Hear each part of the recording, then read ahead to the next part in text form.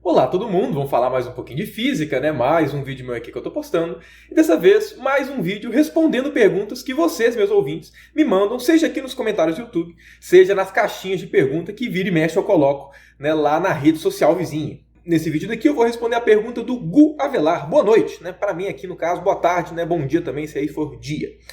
Tenho duas perguntas. Primeiro, gostaria de entender um pouco mais sobre a estrutura interna de um buraco negro. Ele é uma esfera? É um ponto infinitesimal? É um buraco?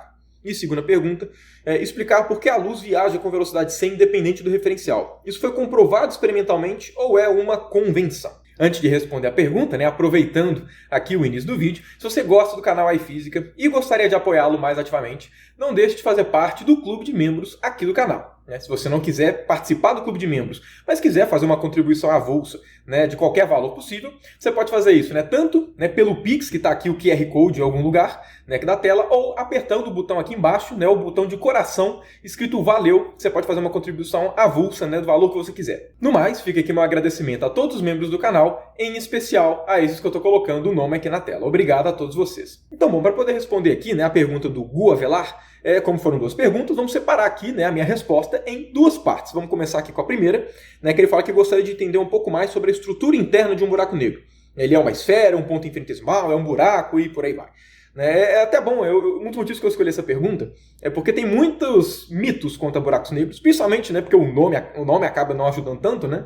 Tem muita gente que acha realmente que o buraco negro é um buraco de fato, né? Mas enfim, né, vamos me explicar um pouquinho, né? E também aproveitando, né, se você gosta do contexto de buracos negros, saiba que eu tenho uma playlist que eu já falei diversos assuntos sobre buracos negros, já tem uns 9 vídeos, eu acho, que é o que, enfim, que tem tanto os vídeos que eu falo sobre a termodinâmica de buracos negros, ainda não terminei, tem que terminar de gravar, né? Estou enrolando, mas vou terminar de gravar. Mas também tem os primeiros vídeos que eu falo de buracos negros de uma maneira geral. Se você quiser ver, vou deixar uma tag aqui com a playlist te direcionando para esses vídeos. Mas vamos lá, para falar da estrutura interna de um buraco negro, na estrutura de um buraco negro de uma maneira geral, eu vou deixar claro dois regimes de buracos negros bem distintos, né, que cada um deles tem particularidades, para deixar claro, né, sobre em qual desses regimes que eu estou direcionando a minha resposta. Buracos negros eles podem ser separados em buracos negros em regimes estacionários e buracos negros em regimes não estacionários. O que é um regime estacionário e um regime não estacionário? Esses termos eles são usados não só para o contexto de buracos negros, mas eles são usados para muitos contextos na física. Um regime estacionário é um regime de equilíbrio. É um regime em que as coisas atingem uma situação estável.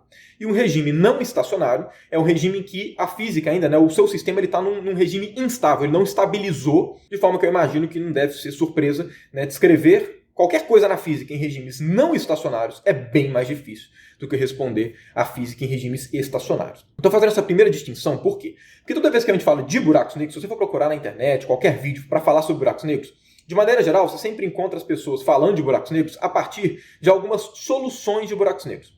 Quais são essas soluções? Solução de Schwarzschild, que você já deve ter ouvido falar, que é a solução de um buraco negro parado. Também tem a solução de Kerr, que é um buraco negro em rotação. E também tem uma outra, que talvez não seja tão conhecida pelo público, mas que são as soluções de Reissner-Nordström, que é um buraco negro parado com carga. E a outra que é de Kerr-Neumann, que é um buraco negro em rotação com carga, né? Todas essas soluções de buracos negros que eu falei são soluções de buracos negros estacionários. Então, se você entrar em qualquer vídeo de divulgação científica, procurar qualquer material que vá abordar buracos negros, na perspectiva, né, utilizando o contexto de Schwarzschild, de Kerr, de Reissner-Nordström ou de Kerr-Neumann, necessariamente ele está trabalhando com buracos negros estacionários, em buracos negros que já se formaram, que já estão ali na dele, já estão estáveis, e aí a partir do momento que eles já estão estáveis, a gente consegue estudar ele com mais naturalidade. O que seriam então os buracos negros não estacionários? São os buracos negros que ainda não estabilizaram, são os buracos negros que ainda está tendo uma dinâmica ali deles. Quais são os exemplos disso? A gente pode ter um buraco negro em formação, certo? Imagina que uma estrela morreu, a estrela está implodindo, né? E ela está começando a gerar um buraco negro. Ali, o buraco negro está se formando. Como ele está se formando, né, significa que o processo não é estacionário, está ali tendo movimentação. Outro exemplo, né, você deve se lembrar, talvez, né, das ondas gravitacionais. A primeira detecção de ondas gravitacionais, que aconteceu já há alguns anos, esqueci que ano que foi, mas tem poucos anos, foi da fusão de dois buracos negros. Né? Você tinha dois buracos negros que ficavam orbitando, tem até uma simulação muito interessante com isso, mas eram dois buracos negros que ficavam se orbitando, aí de repente os dois, né, se uniram. Se você for ver a simulação, você vai ver que no momento que os buracos negros se unem, a borda do buraco negro ela dá uma mexidinha e aí ele estabiliza. Nesse momento que vai dando uma mexidinha, é um momento não estacionário, é um momento que dois buracos negros estão se transformando em um só. Então é um regime que ele está ali se ajeitando, né? Ele ainda está se movimentando, a coisa não estabilizou. Okay? Enfim, esses são exemplos de buracos negros não estacionários. E eu imagino que não deva ser surpresa para ninguém. Buracos negros não estacionários são um inferno de você descrever. Não dá para você fazer uma descrição direta de buracos negros não estacionários. Como o regime é não estacionário, ou seja, que o buraco negro ainda não estabilizou, ele pode não ter estabilizado por uma dezena de motivos. Em compensação, os buracos negros estacionários são muito mais simples de se trabalhar. Por quê? Porque tem um teoreminha, se você já viu meus vídeos de buracos negros, talvez você se lembre, tem um teoreminha que chama Teorema da Calvície, que te fala que todo buraco negro estacionário ele é definido somente por 3 parâmetros, que é massa, momento angular e carga. Então, se o buraco negro parou, só tem 3 parâmetros que o caracterizam. Então é muito mais simples de trabalhar. Por isso que toda vez que você vai procurar sobre buracos negros, você está sempre trabalhando com buracos negros de Schwarzschild, buracos negros de Kerr, ou buracos negros de Kerr-Neumann, Reser-Nordstrom, que enfim, são tipos de buracos negros diferentes que podem ter carga, momento angular e massa. Agora, por que eu estou falando esse monte de coisa de buracos negros estacionários ou não estacionários? Porque a resposta para essa pergunta, sobre como é a estrutura interna do buraco negro, ele é uma esfera, ele é um ponto infinitesimal, é um buraco, para responder isso, depende se você está trabalhando com um buraco negro estacionário ou não estacionário. Vamos começar com um buraco negro estacionário. Buracos negros estacionários que são os mais simples. Primeiro de tudo, como é que é a estrutura interna de um buraco negro? A estrutura interna de um buraco negro é o quê? É um ponto, se ele for parado, um ponto no seu interior, que é uma singularidade, que é como se, quando eu digo é como se, é porque tem vários porém, isso não vai dar para poder explicar nesse vídeo. Se vocês quiserem, deixa aqui nos comentários, eu faço uma explicação um pouco melhor do que eu vou falar aqui agora, que não é exatamente isso, mas é porque eu não consigo falar em um vídeo mais rápido, sem demorar horas aqui. Mas ele é como, a singularidade é um ponto no buraco negro parado, como se toda a massa estivesse concentrada nele. Toda a massa do buraco negro está concentrada na singularidade? Não exatamente. Enfim, tem diversas coisas técnicas, se você quiser que eu fale em outro vídeo, deixa aqui nos comentários. Mas é basicamente um ponto, que é uma singularidade, como se toda a massa estivesse lá, e uma estrutura que a gente chama de horizonte de eventos, que na verdade não é nenhuma delimitação física, é só uma região do espaço em que a luz não consegue sair. Mas a estrutura interna de um buraco negro é somente um ponto, tem um trem lá, que é a singularidade, e o resto todo é espaço vazio. Se você tiver um buraco negro em rotação, que é o buraco negro de Kerr, você tem a singularidade dele não é um ponto, a singularidade forma um anel.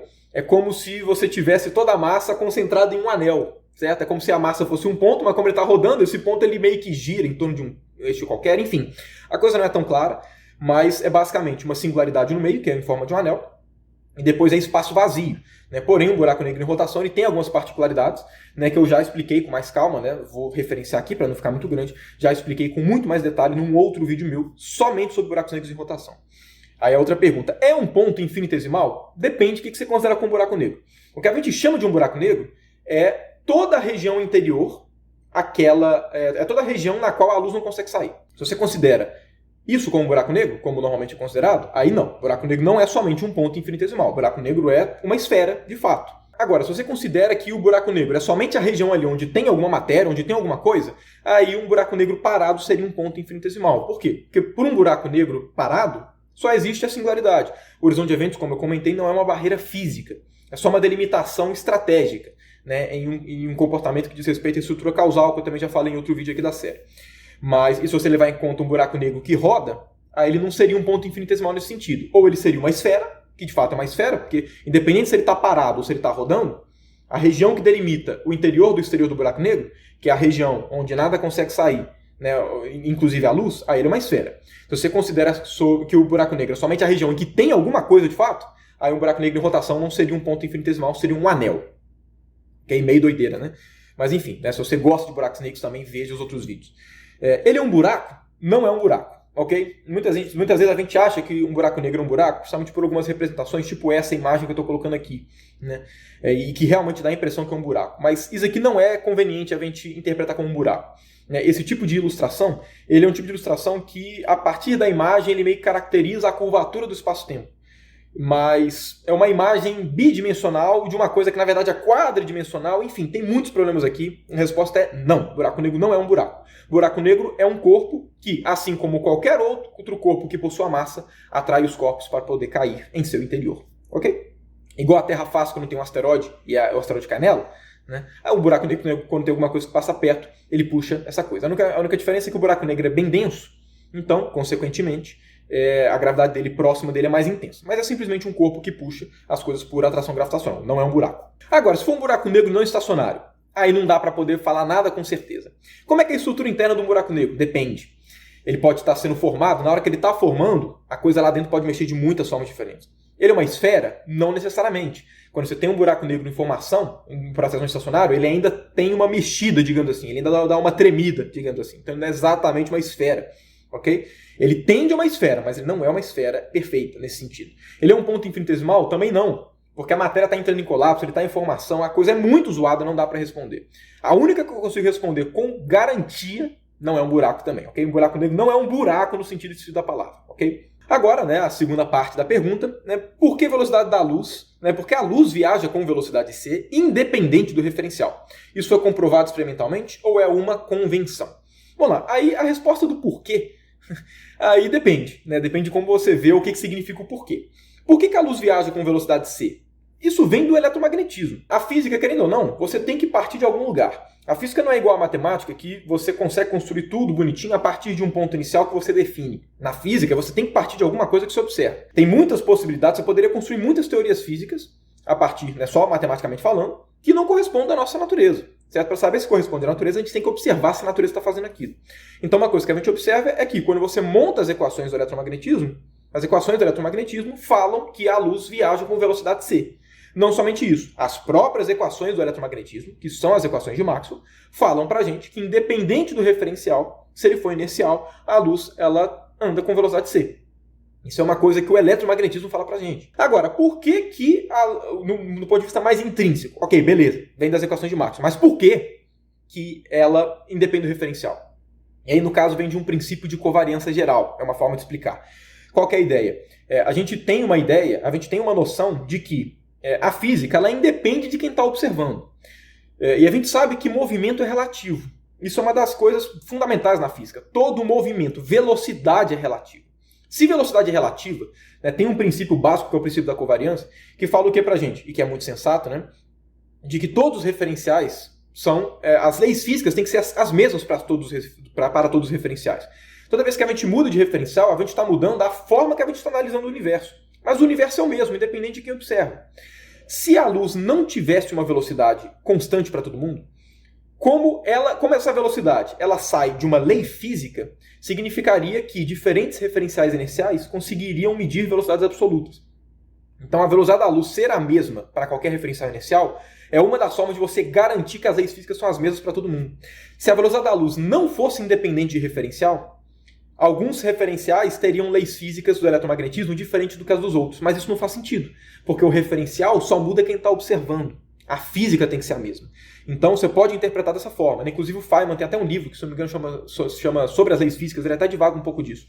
Né? A invariância da velocidade da luz é necessária para que todos os referenciais iniciais sejam equivalentes, para que você realmente não consiga definir uma noção de movimento absoluto que realmente não existe na física.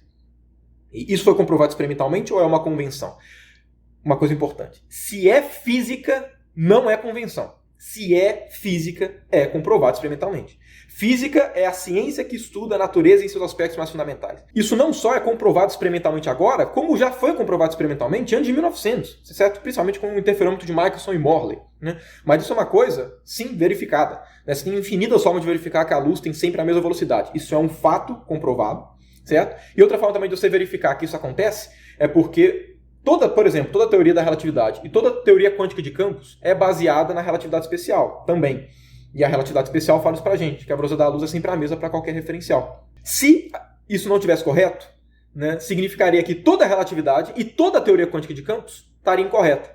Né? Mas eu não sei se vocês sabem, mas os experimentos mais precisos que a gente tem atualmente de física, de toda a física, são alguns experimentos relacionados à física de partículas. E física de partículas é completamente dependente de teoria quântica de campos. A base é a teoria quântica de campos. Então a gente já tem comprovação experimental, tanto a partir diretamente da medição da velocidade da luz, quanto também das coisas que ela implica. Mas bom, era basicamente isso, né, que eu queria falar aqui no vídeo. Se você gostou, não deixe de dar o seu gostei, certo? Se inscreva no canal e não deixe de ativar o sininho para sempre receber as notificações dos próximos vídeos. No mais, deixe aqui seu comentário, gostou do vídeo, né? Deixe aqui sua pergunta também, certo? Para responder em vídeos futuros, né? Use os comentários, né, a seu favor. No mais, obrigado por você que ficou até aqui e até o próximo vídeo.